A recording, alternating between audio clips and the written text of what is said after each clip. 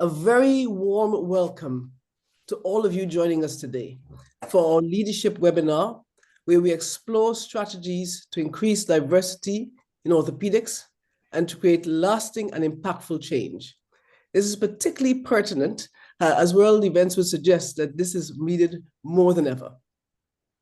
I'm Samantha Tross, and I'm the current secretary for IODA, and I'm delighted to chair today's event. But before we commence, I'd like to, in IODA tradition, to perform an acknowledgement of traditional owners. In the spirit of reconciliation, IODA acknowledges the traditional custodians of country throughout the world and their connections to land, sea, and community. We pay our respects to their elders past and present and extend that respect to all Indigenous peoples.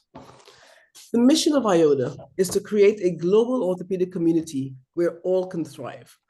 But we are aware that there are challenges to achieving this. Whilst there may be the desire and willingness, organizations may lack the knowledge or framework to achieve this.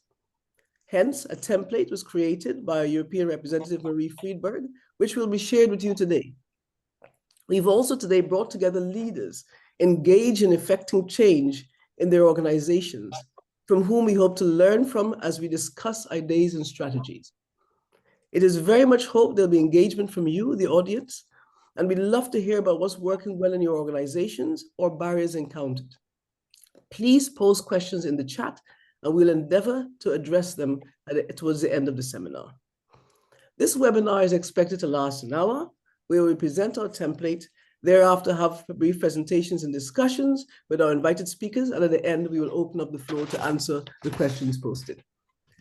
Our session today will be moderated by Marie Fridberg, IODA's European representative, and Gala Santini, our Latin American representative. Our distinguished guest speakers and panelists will now be introduced, all with very impressive CVs, I must say, which I've had to truncate in order to save enough time for our discussion. But I would encourage all of you to read up about our impressive speakers. So the speakers are Dr. Brian Bernstein, who's the past president of the South African Orthopaedic Association, the director of the Cape Orthopaedic Trauma Group, council chairman for AO Trauma South Africa, and the chair of the African Trauma Society. Dr. Emel Gonen is a member of the Turkish Society of Orthopaedics and Traumatology and a founding member of the female study group of that organization. She's also a WAVES executive. WAVES is the Women's Advocacy, Education, and Support section of the Asia Pacific Orthopaedic Association. We've got Mr. Vikas Khanduja, who's the current CCOT president, past president of the British Hip Society, under whose presidency I was privileged to serve.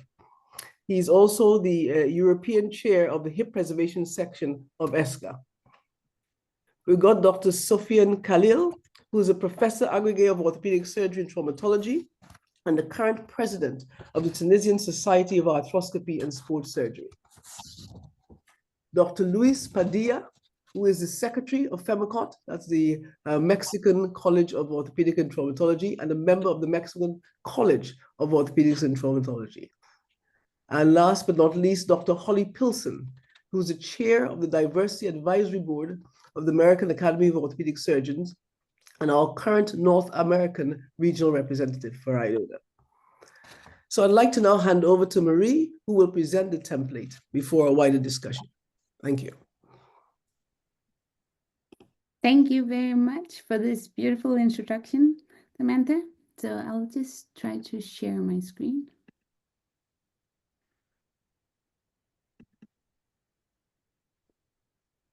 Alrighty. Can you see my screen now? Mm-hmm. Yes. Okay, so this talk will be a short introduction to the IODA Diversity and Inclusion Strategy template. It will be a little bit right to the point, a presentation of a very concrete tool you can use if you, in your organization or in your leadership role anywhere in orthopedics, want to start with developing a diversity strategy.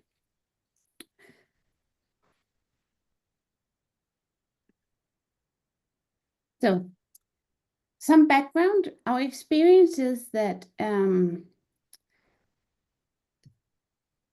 start working with your strategy is a natural first step after being an IODA charter signatory. So IODA has developed this charter that we now see organizations and societies from all over the world committing to. And as we speak, more than 35 signatories have signed it. And this is what the charter looks like. It's a document that basically says that you publicly commit to improve diversity, equity, and inclusion and engagement in orthopedics. Sorry, I need to move this to see.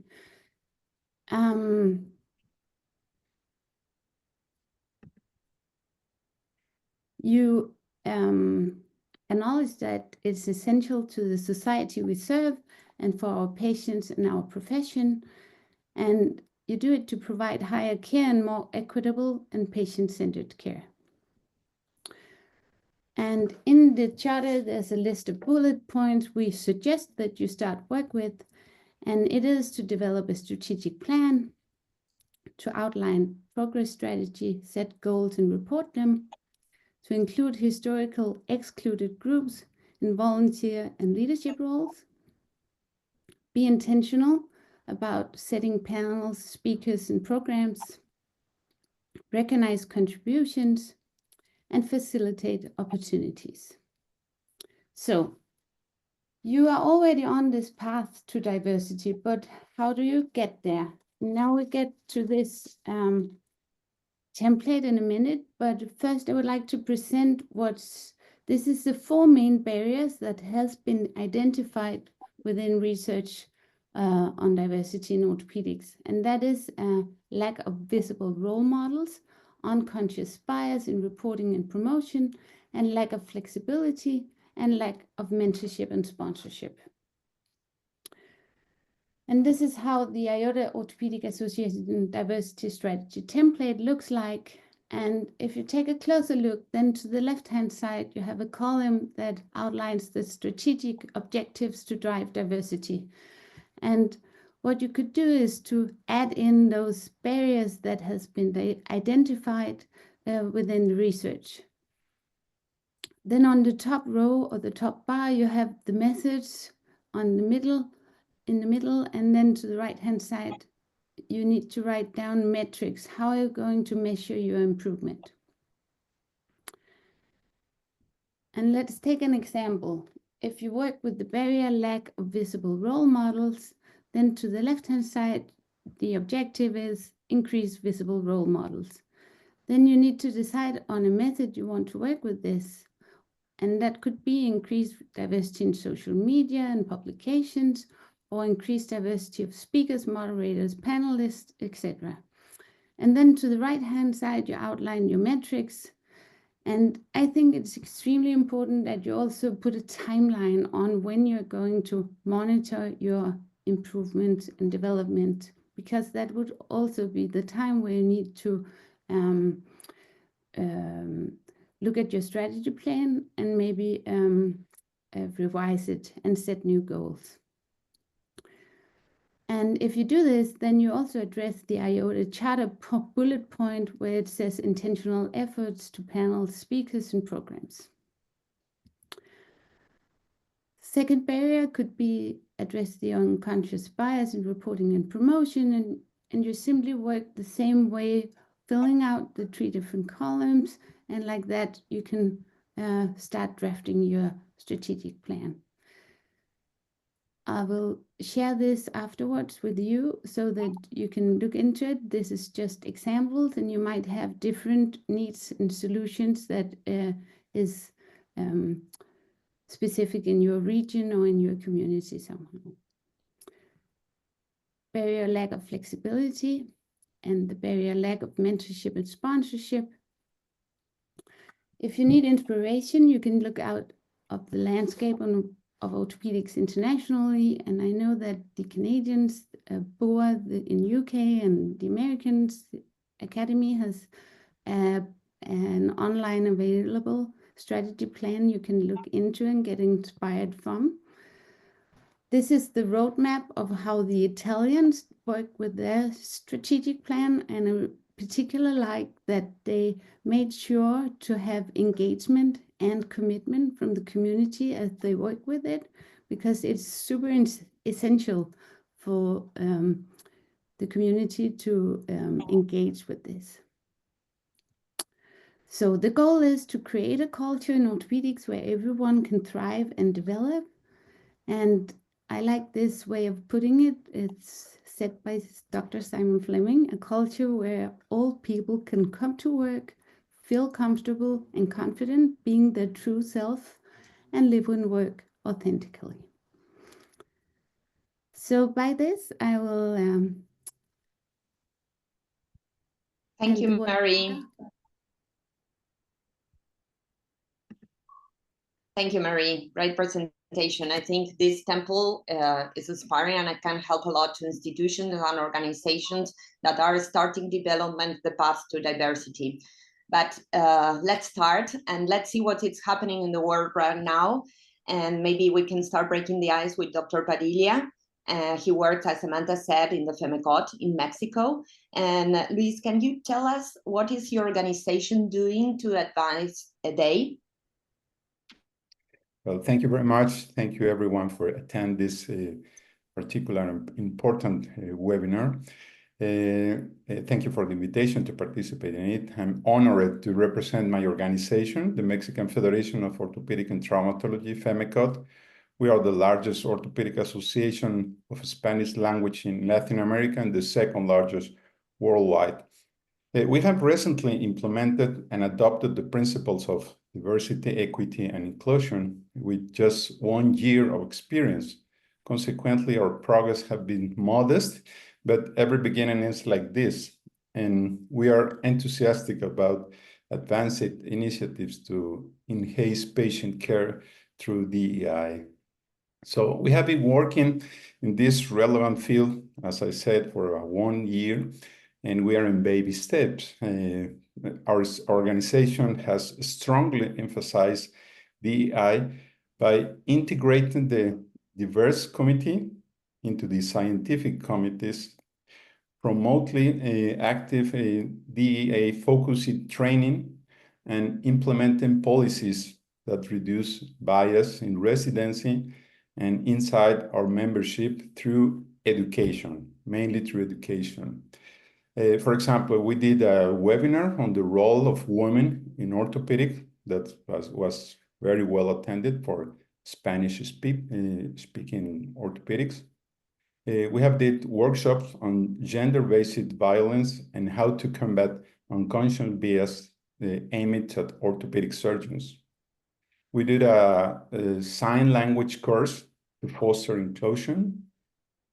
And in our last Congress, that it's pretty well attended, 5,000 orthopedic surgeons, we include specific topics about diversity. We have 2 hours with international panelists. We have the honor. We come with the president and first vice president from IODA, and Gala Santini was there too. Thank you very much. We have 2 hours, 8 faculties, 11 talks, and 1 question and answer session. Actually, 13% of our board of directors are women. 20% of our head scientific committees are women. And in the last Congress, 18% of the faculties were women. We are doing a project focused on the mental health of residents. And for the last 3 years, we have maintained a lactation room in our Congress. So those are the activities we are doing about this topic. Thank you very much. Great, Luis.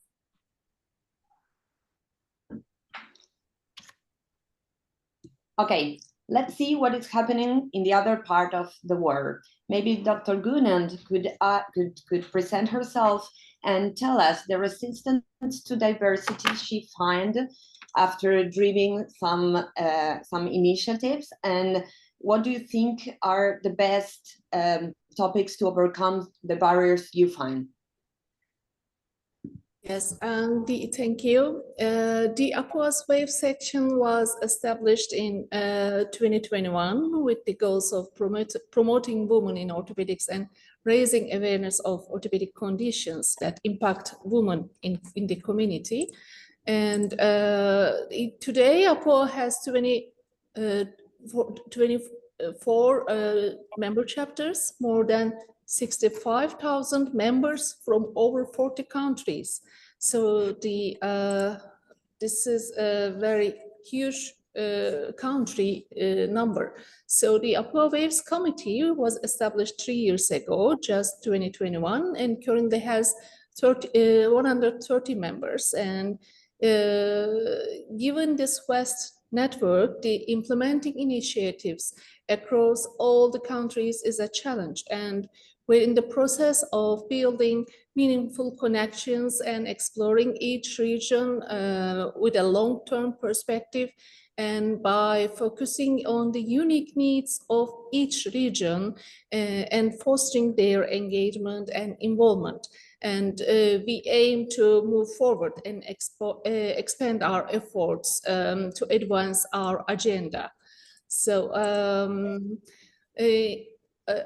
we did a needs assessment, try to do a needs assessment with our executive members and gathering input from our broader memberships to understand their priorities and needs. And this feedback will serve as a valuable guide for shaping our future directions and initiatives.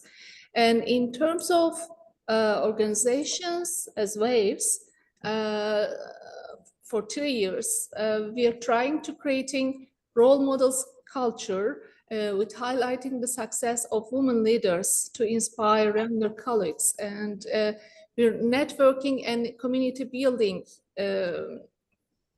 And we are doing some education and awareness initiatives, such as conducting conferences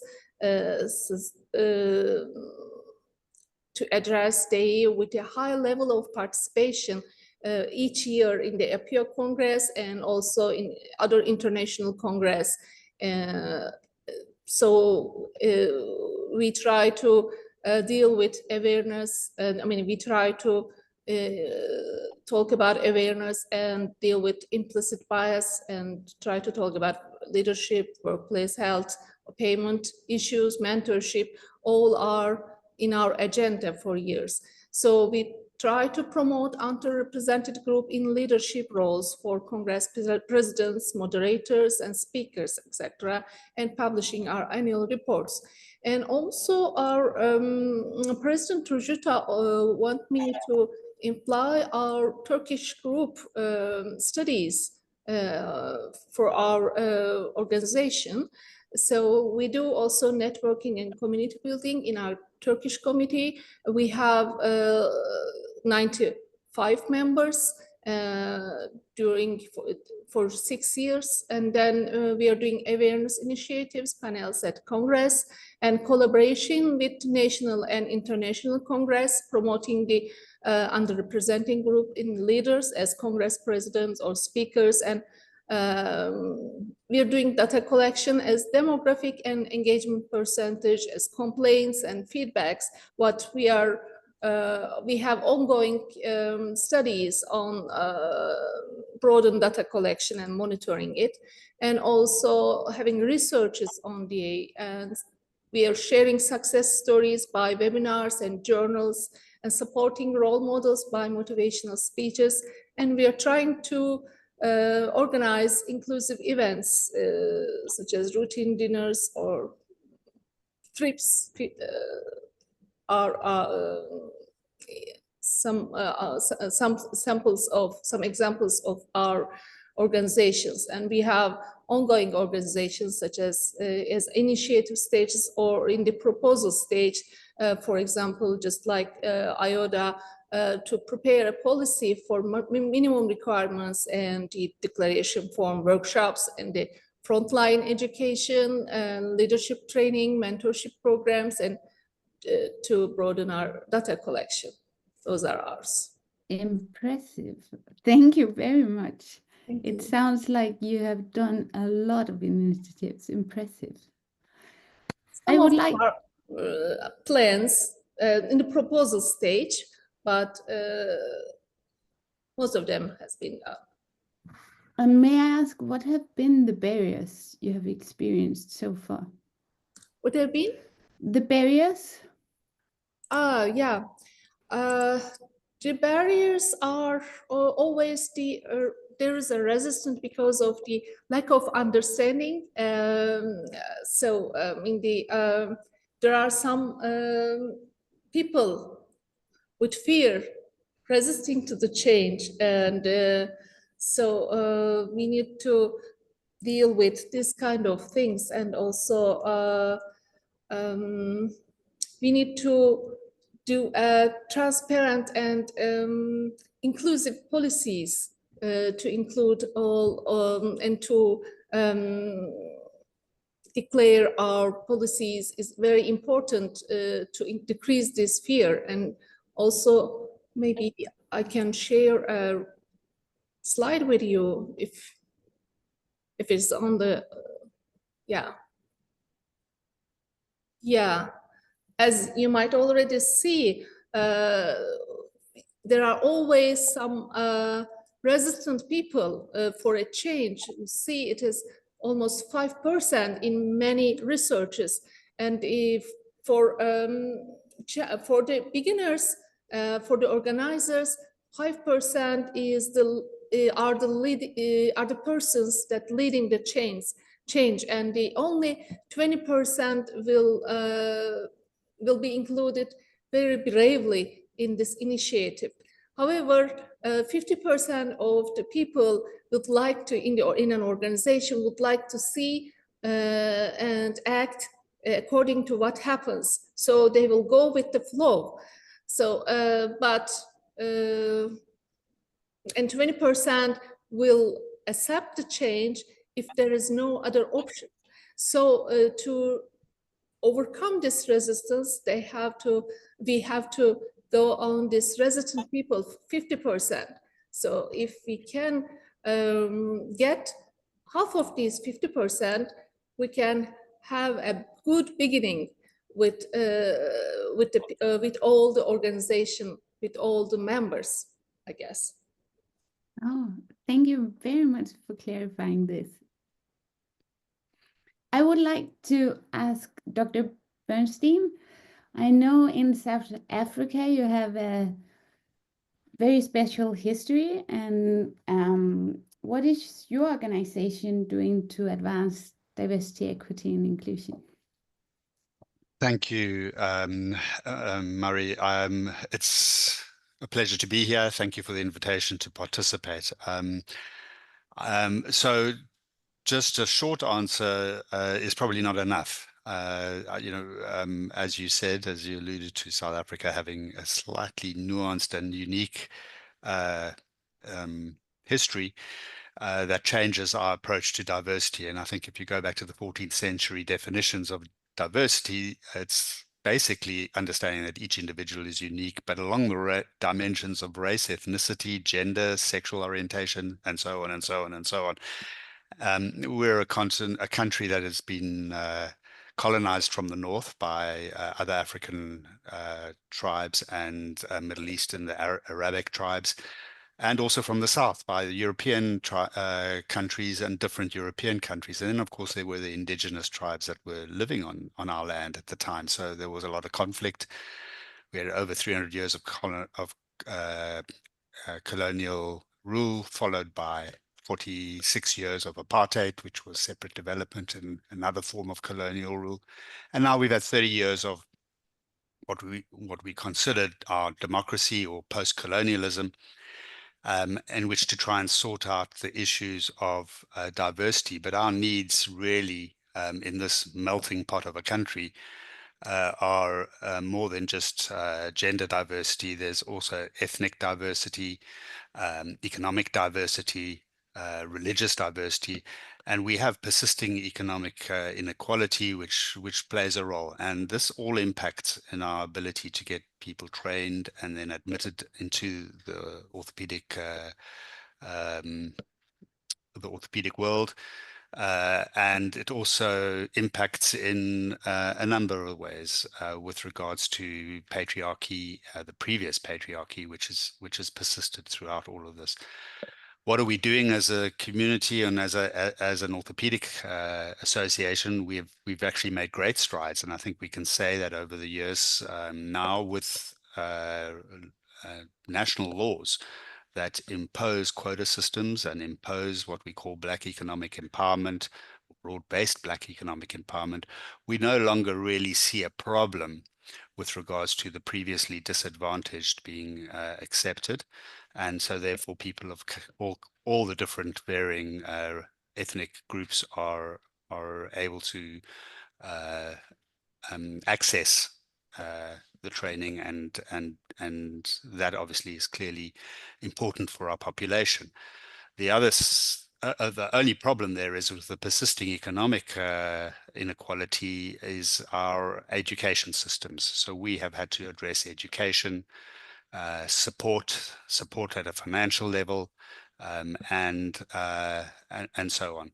With regards to gender diversity, which is clearly, you know, when I joined the Orthopaedic Association's presidential line, and we traveled with the presidents around the world, that was really what we talked about, was gender diversity, and it is what this organization kind of grew out of. But we've had to address more than that. With regards to gender diversity, I'm proud to say that we have our very first female president of the South African Orthopaedic Association, who took office in September of this year. I appointed her into our executive, and I was very, very proud to be involved in that. We have a female orthopedic surgeons association, which gets given podium at our meetings. But we're allowing this to evolve almost naturally, what with the increase in women and the increase in availability of women getting into orthopedics. We are now seeing that, you know, in 2019, I think 96% of our orthopedic surgeons in the country were male and only 4% were female. And at my last look, just around about the COVID time, our final exams, more than 16% of the delegates were female. So we're making growth, we're making strides. And we believe it's all about mentorship, about visible role models, and about making the space in which we are working comfortable for everybody, regardless of their differences. And it appears to be working. And if we look at the figures, I have got a slideshow, which I'm not going to show you now, but if you look at the figures, we're actually making fantastic strides across the board in all our diversity needs, not just in gender, also ethnic, economic, and essentially reflecting our society. We believe it's critical because our patients come from our society, and therefore our surgeons should reflect our society, and we believe that it's a critical role, and we're driving that forward. So thank you. Thank you, Brian, from your insight. And you talk about the role models and how important they are to gain visibility. And I will love to ask Holly Pilson, what initiatives to create visible role models do you have in your country? Thank you, Maria, and thank you for IODA for inviting me here. It's a pleasure to be here with all of you. So I, as was mentioned earlier, am the chair of the Diversity Advisory Board for the American Academy of Orthopedic Surgeons. And so I'd like to start by saying, you know, that we're focusing a lot on diversity, but I think, you know, diversity is certainly just the first step. If we look at, there's many definitions of diversity, but, you know, essentially it just means the presence of differences within a group or an organization, or whatever it is that you're looking at. And what we're really trying to move towards after diversity is really inclusion and equity, and giving those who have diverse perspectives, once they have a seat at the table or a seat on our committees or in our governance structures, we really need to leverage what they bring to the table, their experiences and their perspectives in our organizations, to really be able to identify blind spots and drive change within the organization or within our practices or places that we work. So I think within the academy, there's many things that we're doing to create visible role models. I'll start first by talking about our governance structure. So the academy has been very intentional in promoting diversity and inclusion within the governance structure. And I think we've started that process by simply just making the selection process transparent. I think many times in our organizations, the process for becoming a volunteer, becoming a leader within an organization is often very vague, and people who certainly are from underrepresented groups or aren't really connected to those that are in leadership positions aren't really aware of the process or the steps to how to become a leader within an organization, so that visibility can be increased and they can actually have an opportunity or a platform to be a role model. And so the Academy's been very intentional about demystifying that process. It's very as objective as it can be. It's very laid out, and we have annual webinars and sessions for interested members who are maybe members of the organization but want to be more involved in leadership. And so we work to promote those open positions that we have throughout the volunteer structure of the organization through our affinity societies. There's many affinity societies in the US and abroad that have a strong focus on diverse groups, whether it's Ruth Jackson or the Gladden Society. And so we really try to be intentional about promoting those open positions through those societies and really encouraging people from diverse backgrounds to apply within the governance. And then the selection process after it's applied, it is really important for those who are selecting members of our governance structure to be trained on implicit bias. They go through modules on that through our Academy's Leadership Institute as well. And we've been pretty successful in increasing our diversity within the governance structure. So we've had the number of underrepresented minorities in our board of directors rose from 1 to 6 in the period of time between 2019 and 2023.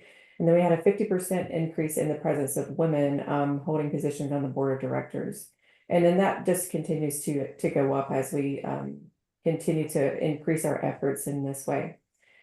I think also on the retention side, once you bring in diverse members to your organizations, I think it's important to think about how to retain them. I think, very simply, what I mentioned earlier about making sure that they're included in every conversation that you're having, every decision that you're making sure that they're just not simply there to check a box or to look good. You want to really leverage their ideas and their perspectives. And so, you want to ask them and involve them in all the decision-making questions that you have. We also have very formal Leadership Institute programs that really are training our leaders within the organization on issues such as implicit bias and issues within the diversity space in the US. And then lastly, I'll say that, the Diversity Advisory Board, which is a committee or board as a part of the Academy, one of our biggest initiatives over the past few years has been in the establishment of the IDEA grant program. And this program has been successful in awarding grant funding to applicants throughout the country in various different ways to sort of amplify initiatives that are happening at the community level throughout the United States. These range from outreach programs to create those visible role models for very early learners, so middle school, high school, college students, medical students in our communities, and really show them through creating visible role models that they can be inspired to pursue a career in orthopedics. There are other grant programs that have been funded and awarded to go into communities and provide, musculoskeletal care, whether it be through sports physicals and things of that sort. And lots of different, very innovative grants have been funded through that program.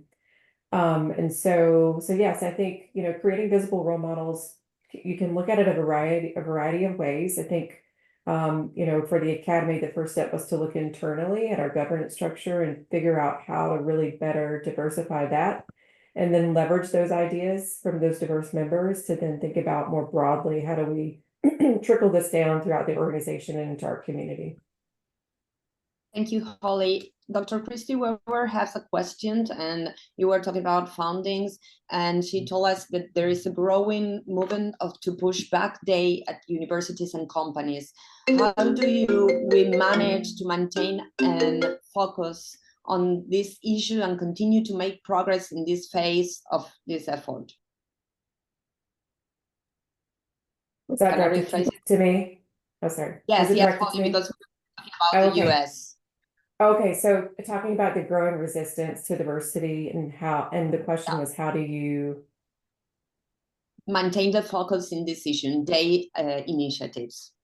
Right. Okay, great. That's a great question. Thank you for that. I think that it's important for leadership in organizations or in institutions to really think about their why. So if you go back to your mission statement or your vision statement, why is it important for your organization to increase diversity or to still champion, equity, inclusion, and all these things? And, I think it really involves leadership to really think creatively about how, when these barriers come up and these resistance come up, how do you still tie your efforts back to your why? And for most of us, we're in healthcare, our whys are patients. Ultimately, at the end of the day, we really want to provide better care to the patients that we serve. And we know that increasing diversity and inclusion accomplishes that if we're very intentional about it.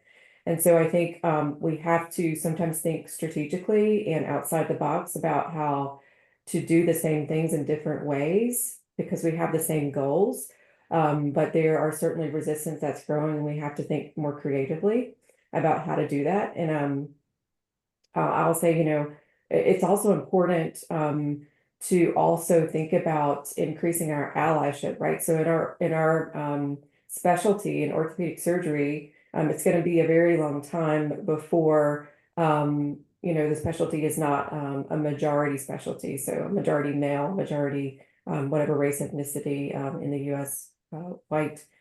And so we really rely heavily on our allies to help sort of championing these efforts as well. And so I think now more than ever, it's going to be really important for our allies to help come alongside us in these efforts to really promote and encourage and continue to make sure they're important. Thank you very much, Dr. Pilson. I would like to ask Dr. Khanduja, you are the president of SICO, a very international organization, and you might have a different perspective because it's many different cultures you cover within your society. And I would like to ask you, what do you see as the benefits of diversity in orthopedics from that perspective? I think rather than jumping into the benefits, I'll explain to the audience what SICOT is all about and the challenges that we've had, which was pretty straightforward with the British Hip Society when we actually put in initiatives there, and the challenges that we face with SICOT are completely different. So it's one of the oldest global orthopedic organizations in the world. It was founded in 1929. We're actually coming up to our 100 years. It's got penetration into 130 countries. So in terms of a movement, if you wanted to do big studies, if you wanted to do actually make a global change in orthopedics, this is the perfect vehicle and the perfect platform. It's essentially the WHO of orthopedics. But that brings along with itself regional issues. So we've had to address diversity from a regional point of view.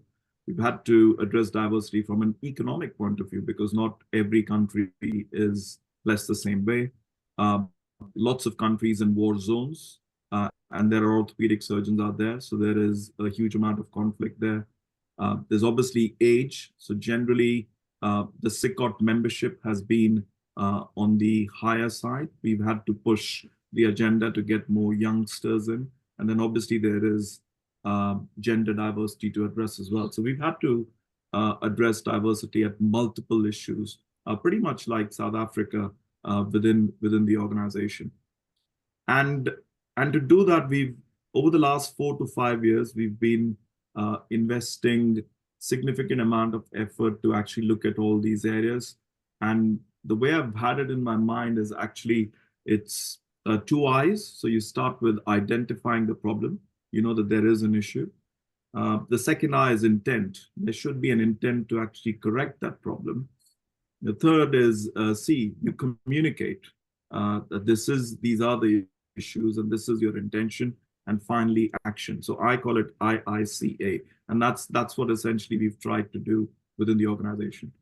And then we've addressed it at the governance structure level, and then also at our Congress and educational programs level. So in terms of the governance structure, every committee that we have, we ensure that there are 14 members, and there'll be 2 members from each region.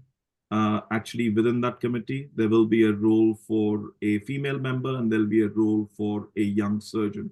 So you address regionalism, you address gender, and you address age as well at the same time. So each committee that we have, all the 24 committees within SICOT will actually have this structure informed in.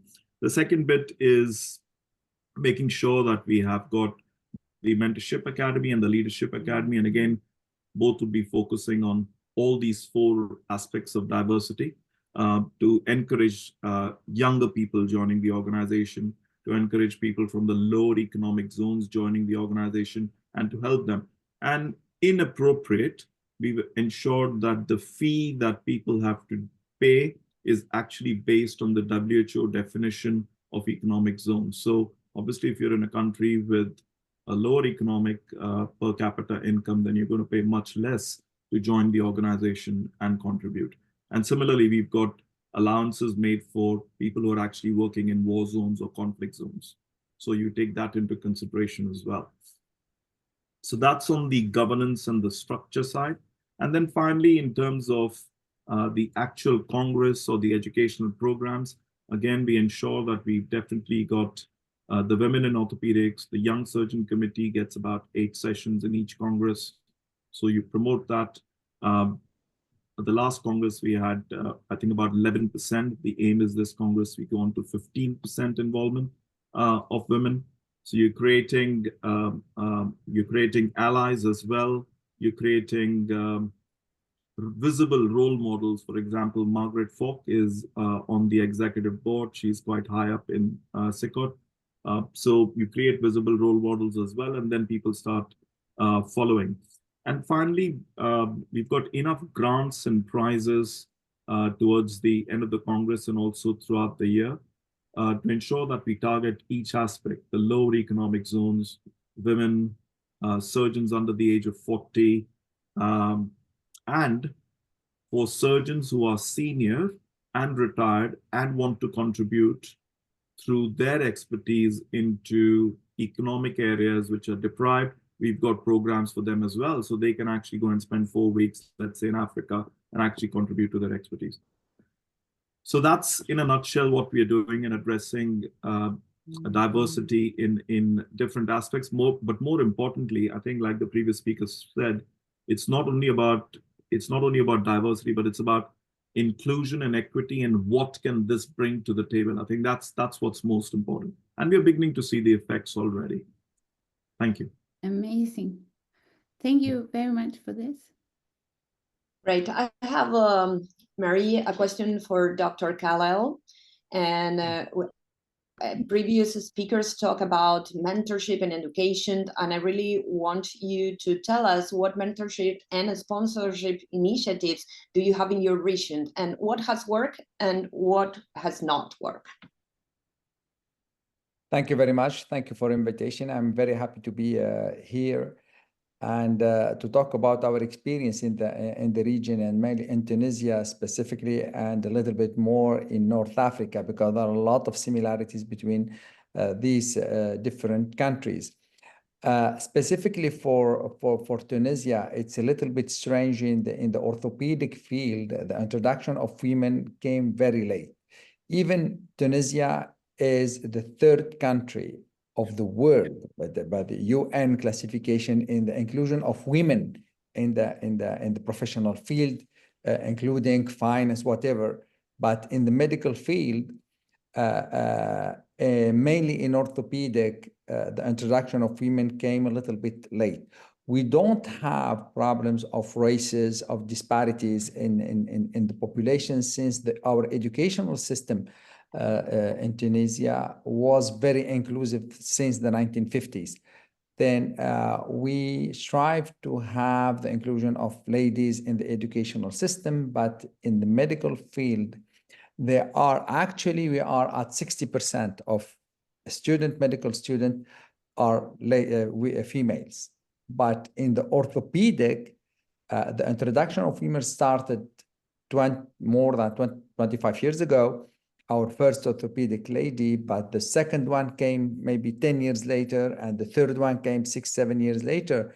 And now we are only, for a community of 700 orthopedic surgeons in Tunisia, we have almost 30 women, but most of them are young. There are 5 which are more than a graduate of professor, and the other ones are younger. And that's why the introduction of lady in orthopedic, compared to the other specialties, for example, ophthalmology, of dermatology, they are more than 50%. Now there is disparity depending on the specialty where we are. And because orthopedic was considered as a specialty for strong guys, not really for smart, but the inclusion of ladies. And we started in 2022 when Dr. Dalal Boubshit from Saudi came to Tunis, and to have our first meeting with the Tunisian Orthopedic Association. And we have sessions only for participating where only ladies. And we are empowering and trying to push forward in the leadership position of our young ladies, and to have positions in our board of society. But we are facing another problem in Tunisia, like a lot of emerging countries, is the immigration of young surgeons. They are leaving the countries regarding all the social and economic situation in our region. And most of young surgeons are leaving. And this makes the incidence of ladies in orthopedic field limited somehow. And we are pushing them in, as I said, for responsibilities in the association. They are really involved in the scientific field, and to prepare publication and so on. But our effort now is to push them to be really in the front line, in the responsibility in the board, or to have sessions in managing sessions or courses, responsibility of courses in Tunisia. These initiatives are less in, I think Tunisia is among the leading countries in all the region in the North Africa. I tried with Dalal to have all this community included in the region, because Tunisia is small countries. And we try to include other ladies in other countries, neighbor countries, but they remain in the second line. That we are really striving to push them to be a little bit more in the front line, in the responsibilities and so on. In Algeria, we had one which was which arrived to the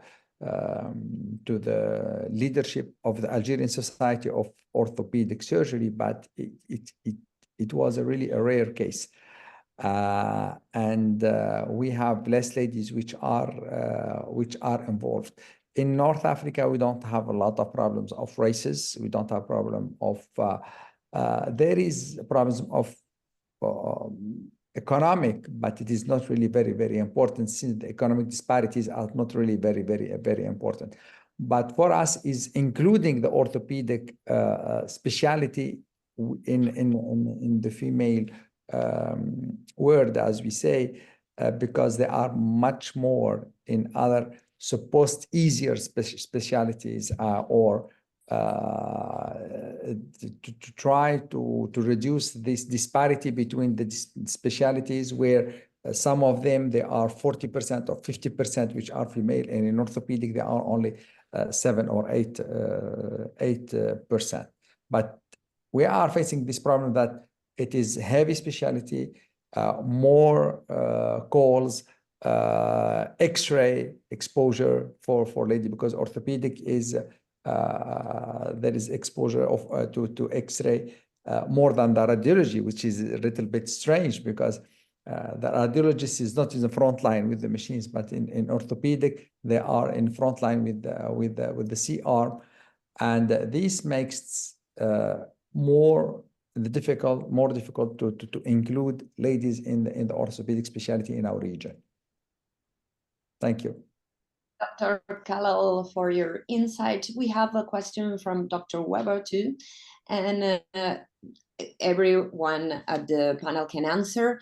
And she asked about, she says that sometimes we make good progress in improving the statistics on diversity in our organizations or board or academic departments using metrics, but we do not truly improve inclusion or equity. Are there additional strategies to create a culture of belonging for those not in the majority culture? And just to let everyone know that we're coming close to the time, so just to try and keep it brief. Thank you. Dr. I think Bernstein? I'll jump in and I'll just give my view on this. I think there's no point just including people onto panels if you actually don't encourage them to speak their mind and to contribute. So I think ornamental value is dated. I think it's true contributions that you're looking for, because that is the only way you're going to have effective change. Thank you, Dr. Bernstein. Yes, thank you for letting me answer that to Kirsty, and thank you, Kirsty. You were one of the first people on the on my radar to have driven this diversity issue, so thank you for that. With regards to diversity generally, and also particularly with regards to gender diversity, we find that with the systems that were put in place, were imposed perhaps upon us by our government orders, it is within a very short period of time, our medical schools were more than 69, close to 70% undergraduate level were female. We still had a problem that only 4 to 5% were in orthopedics, but over time it's gone up to close to 20%, even more. And I believe that what we are showing is that this is as this number increases, we are just naturally seeing more representation on all our various boards. It's people who are obviously of quality that get onto the board, so therefore there's the exposure, the visibility, the mentorship, and it appears to be really a natural progression, fortunately, in our part of the world. I do understand that in America there seems to be a pendulum swing and a kickback against all sorts of freedoms at the moment, but I believe that it will still continue to see quality come to the fore, regardless of the diversity. Thank you. I've got time for one more person if someone else would like to answer that.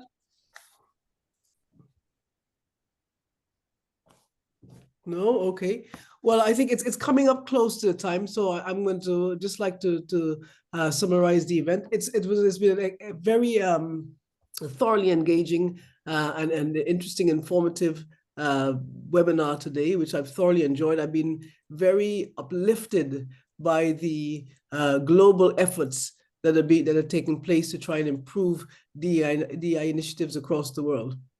And I also particularly like the fact that you are collecting metrics to really monitor your progress and so that you can effect change.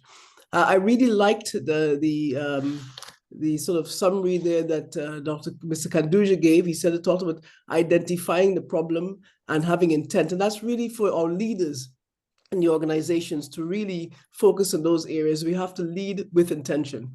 And then the communication bit is very important. We have to keep stressing the benefits of diversity to our communities to get them engaged. And I think it's really important along with that is to really stress the commonality that really covers all the different aspects of diversity, because that's how we're going to really get our allies on board, and we really will need allyship to drive this agenda. And I think what we really want to, as everyone at the panel has alluded to, is to move beyond diversity, equity, and inclusion. We really are striving now to get a sense of belonging. People really want to feel that they can come with their true, authentic selves, and they're really very much valued. That's where we want to get to. And I really want to thank the panel for coming along today to give your insights and to share your experiences. And thank you very much to our moderators. I think you've done a wonderful job. And thank you very much to Dr. Weber for your very challenging and thoughtful questions, which has really stimulated our discussion. And just the last word I'd like to say is that it has been very clear from today's discussion that there are a lot of very, very exciting and wonderful things that are taking place in the orthopedic community with regards to DEI. And IODA would really like the opportunity to highlight that for you on your behalf. And we'd be very happy for you to submit and encourage you to submit your articles for us to publish in our newsletter. And you can please send them to me, Samantha Tross. I'm at secretary@orthopaedicdiversity.org. That's secretary@orthopaedicdiversity.org. And I look forward to hearing from you. Thank you very much. Thank you. Thank you. Thank you. Thank you all. Bye-bye. Bye-bye. Thank you. Thank you.